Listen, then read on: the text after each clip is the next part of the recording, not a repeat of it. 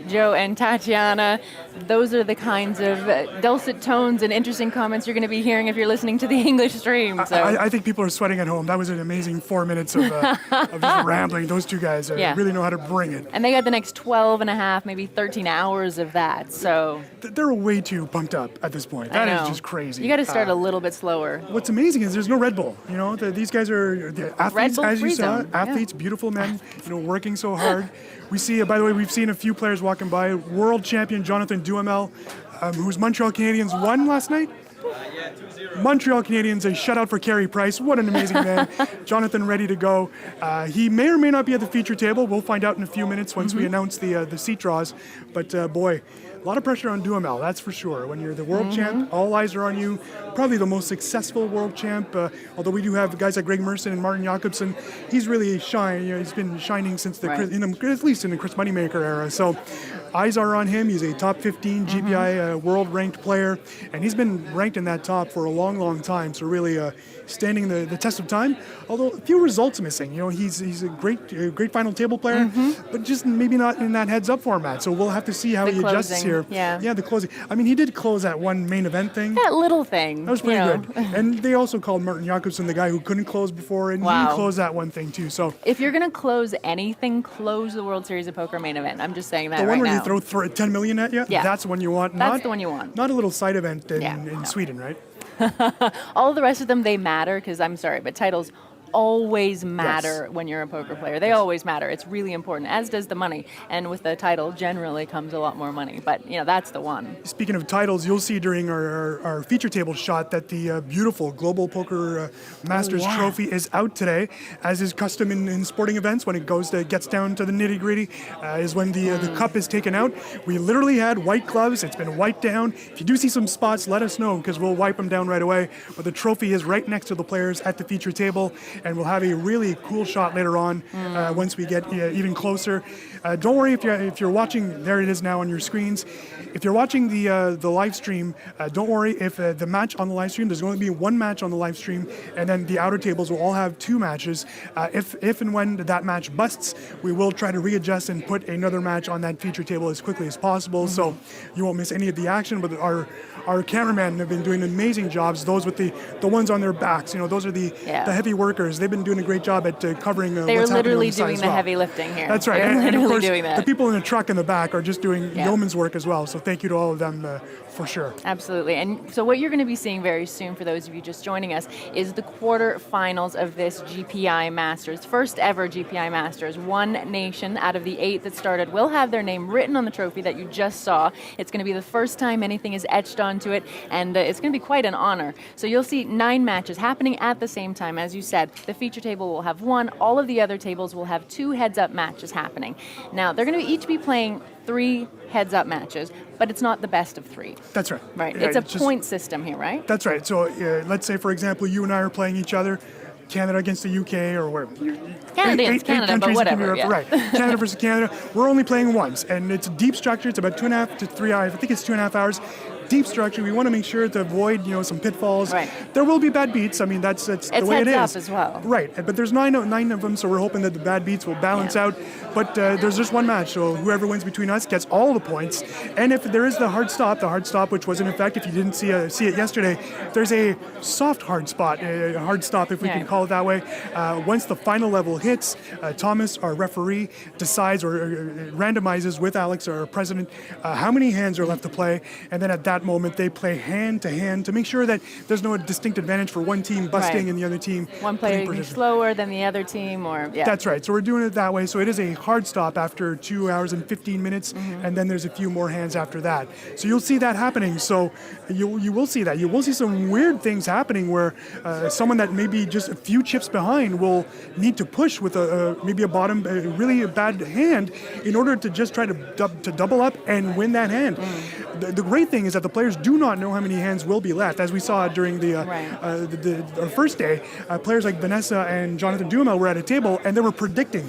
Vanessa knew that she was good for 4 hands, so Jonathan was going all in and she would automatically fold, but she was waiting to make sure that after that 4th hand, so she was gambling that they would not play more than 4. They actually played 4, so she was fine.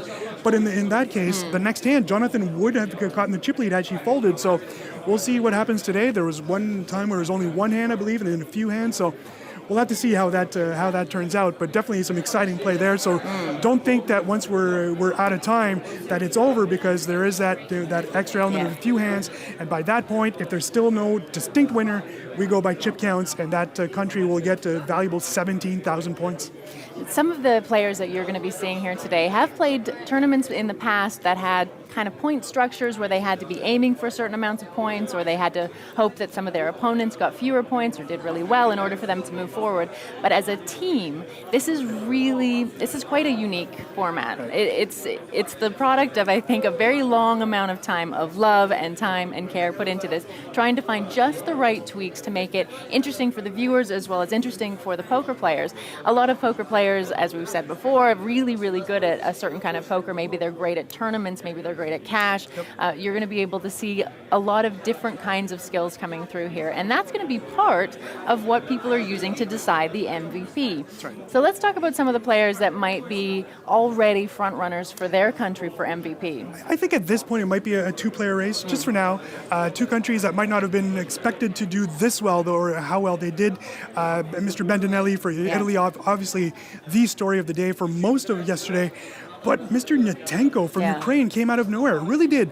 You had to pay close attention. There's so many things happening here. But the fact that he won his last three matches, really propelling his country not only to the safe zone, but to move ahead of Canada and be in a comfortable spot. I wouldn't say that they're in a great spot, but still comfortable. If Canada loses two matches early, that's going to put tons of pressure on them, and the Ukraine could be, without winning a single match, the Ukraine could make it to the next round, and that's where you want to be. And if you win one match, if you can win one match early, that puts extreme pressure on Canada, and at that point, we might see the UK and the Canadians out before the third round, before the semifinals. I don't think anyone would have expected that. So really, Netenko winning those three matches, to me, is probably my pick for the MVP as of now.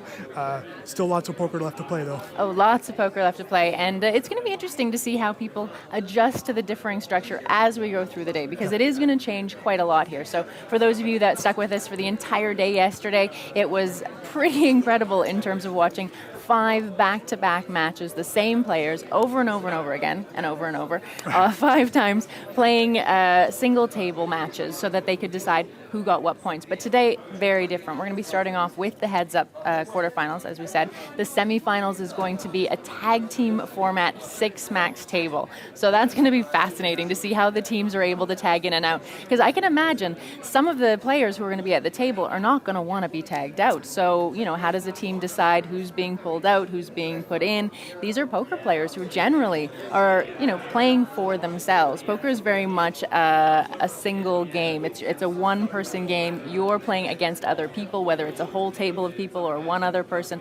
It's kind of different to be thinking about, what do my teammates want? What's best for my team here? What do I need to be doing and thinking about in terms of my team? We saw some of that yesterday in terms of the time bank. The time bank belonged to the team, not individual players. They had 2 time banks that they could use, and that was it. And in the first, few minutes of the matches, we did see a situation where one of the players didn't quite realize that was the case, and they wanted to call the time bank, but thinking that they had to and all of their teammates had to, but that is not the case. This is part of the team play here. Yeah, and in other situations with the shot clock as well, I remember Vanessa Selps clearly early on thinking that she wouldn't need to use a time bank, and actually decided to fold in order to save that time bank for maybe someone else, or maybe later on in her match. So that strategy comes in, and that clock was ticking down, so we do have a 30-second shot clock. That is a strict clock, and we did see a few situations where players were forced to fold a hand.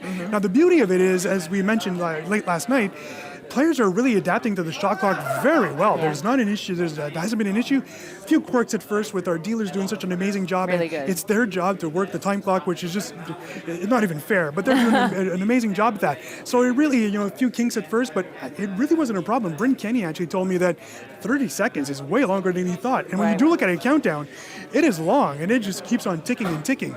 There was strategies by Team France, who actually had a team strategy where they decided to burn the clock. So another strategy. Right. Erwan Pêcheur and Patrick Bruel literally waited the full 30 seconds before before shuffling their cards. So really some interesting stuff here.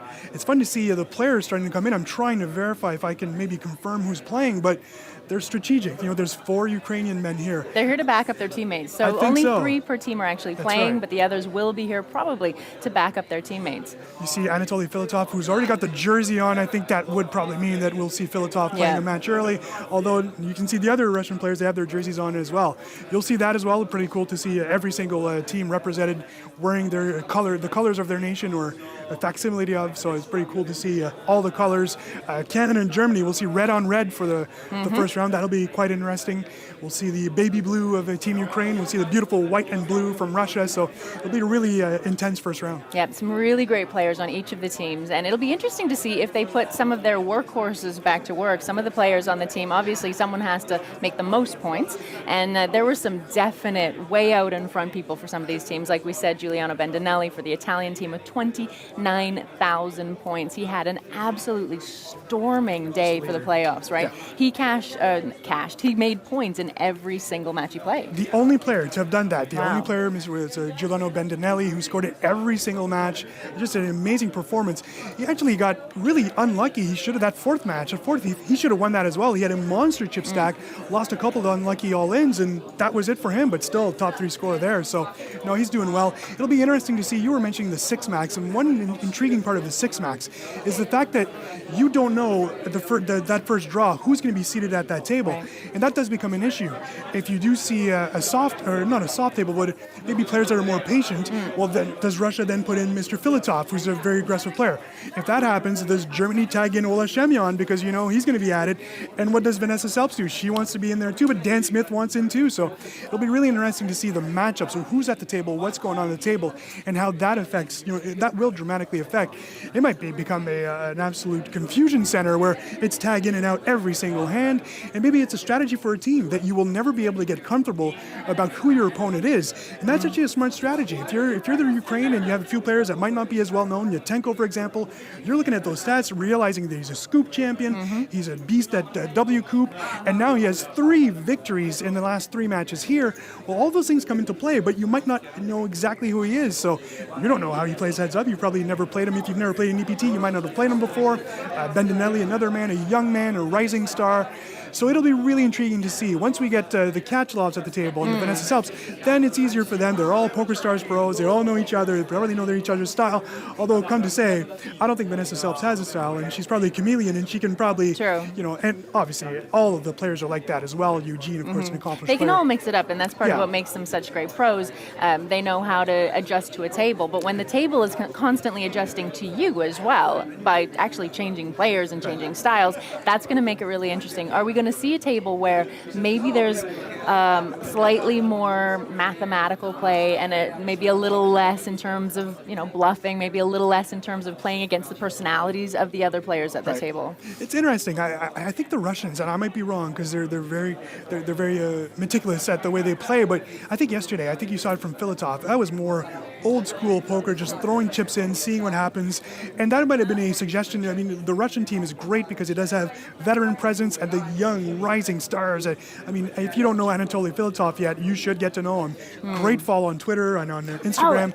Such a great personality as well for the game. He came in just wanting to enjoy this experience as well. You could see it. Wearing some amazing pants. Fantastic some great pants. shirts. And a shirt that just blew my mind. That's right. I loved it. And he was taking pictures of everybody. He was taking selfies with the cameras themselves on set here. He was, I don't know, there's something about a new personality in poker that really excites me. And he's the real deal, and he's very aggressive. So anytime you can see him at that feature table, it'll be great for the viewers. Hey, if we can have a dream Shemyon versus Filatov matchup, maybe fireworks, that would be kind of cool. So we'll see if that happened later on today. It's going to be a great next round. I really don't know what the matchups are. I had a little quick look, but I don't remember them at this point. The lights are on. Yeah. Everyone's here yelling, so it's going to be an exciting time.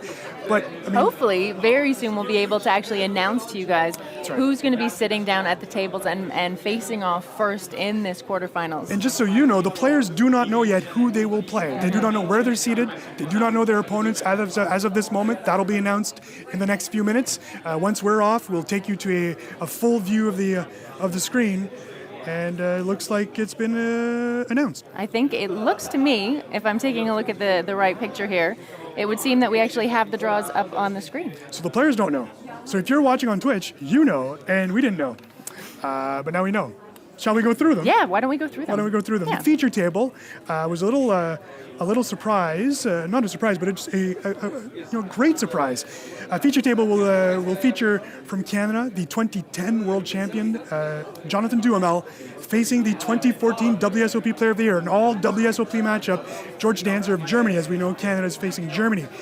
Table 1, wow. Table 1 might have a lot of press around it. Oh, yeah. From France, we have Elki facing, from Russia, Ivan Soshnikov. Boy, just an amazing match there. Just two very different styles, so that's going to be pretty impressive. Germany, as we see it on our screen now, Germany versus Canada, also at that table 1. It is Ola Shamion, the #1 poker player in the world, facing Andrew Chen, a member of the top 15 in the world. As the players are now realizing who's playing who, it is becoming very exciting around the desk. Let's take you to table 2. Igor Yaroshevsky, EPT winner, a recent LAPC finalist. He's playing great.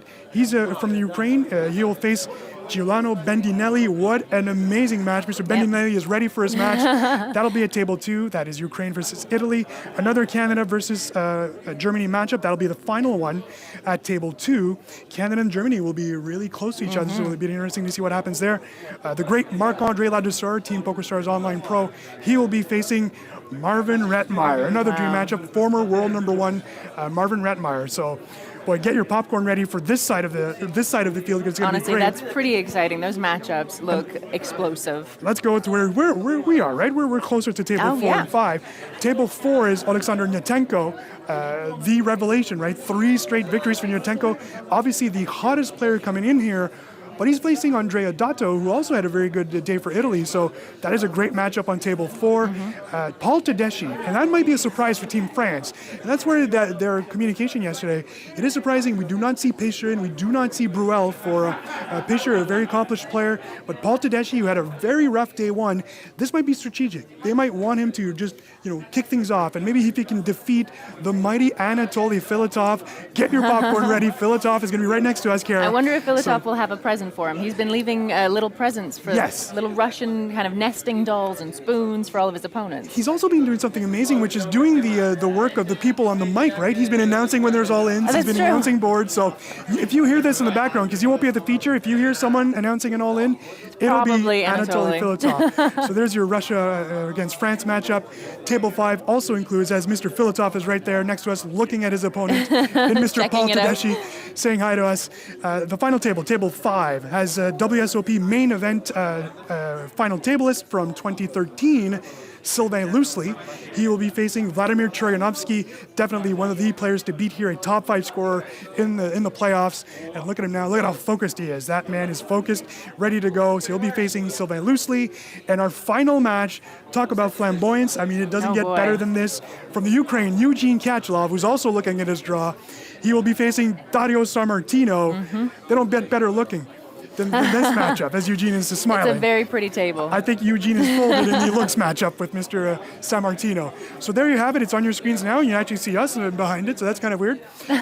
So Duhamel Danzer will be our first feature matchup. And again, if that busts early, we will try to get another match in there. Rearranging the table so that you can see as much as possible. And our camera people here are doing a bang-up job trying to make sure that they catch all of the different really exciting moments at the outer tables as well. One thing with the Canadian, the Canadian team just deciding to randomize things, I think that might have been a major mistake. I think Cyril Mitzi, and I wouldn't take any of the 3 players off, that's not what I'm saying, but Cyril Mitzi, a top 10 player in the world, and he's won so many tournaments. I think this is the exact moment they would need Mitzi, so maybe that politeness might come back and haunt them, because I think Mitzi would be that player that you want there, an accomplished player, over 10 wins on the circuit, $10 million in winnings, red hot coming into this, having final tabled the Bay 101. That might have been a big mistake by the team. I understand They're all 5 accomplished players. You don't want to say no to anyone. No, I think at some point absolutely. they should have maybe sat down and figured things out. But And I mean, this is poker, so clearly a lot of this is skill, and this is working hard, and this is being good at your game. But there is something to be said for coming in off of a hot streak. Yeah. And we've seen it time and time again in this game where players that are coming in off a hot streak just continue to do well. We see these years where they're winning or final tabling pretty much everything that they play. And so when you've got players who have maybe already 5 or 6 cashes this year or already have a final table, you're probably going to be putting them, if you're thinking about it as a team, at the table, making sure that they're in the heads-up portions. Mr. Bendinelli admitted yesterday that he was on a sick heater. He was winning every flip. The flips that he wasn't supposed to win, he was winning. We also saw this from another player in Elke yesterday that suddenly started to win those weird flips that he wasn't supposed to win. That's dangerous. When you're Elke and you're skilled and you get the bumps, that's dangerous. Sorel Mitzi as well in his final match even admitted he called the turn in river, said Jack 9, and he needed those 2 cards to win, and he did. So that's scary. When those players get on a hot streak and how great they are, it's really tough to stop them. But Mr. Bendinelli sitting right there admits that he's on a heater, and I think when you're putting the work in and you're really, really good at your game, and then you're also starting to get lucky, that's when you're hitting the absolute sweet spot for poker. So good luck to those players. We're going to be seeing a lot of poker today, so hold on to your hats. Get ready for some incredible commentary on all 5 languages because it is all here for you. And I believe we're going to just take a couple of minutes, let the players get themselves settled, sort out the tables, and we're going to be right back. We are going to be seeing you again in about half an hour to give you an update on exactly what's happening here in the heads-up matches. But until then, I'm going to leave you in the very capable hands of our commentary team for the English side, and that's Joe Stapleton and Jesse, the voice of poker, May. Hello, my babies. Thank you, Kara. Thank you, Eric. Welcome to the Global Poker Masters Day 2, the quarterfinals about to kick off here in Malta. The first ever Global Poker Masters. I am Joe Stapleton with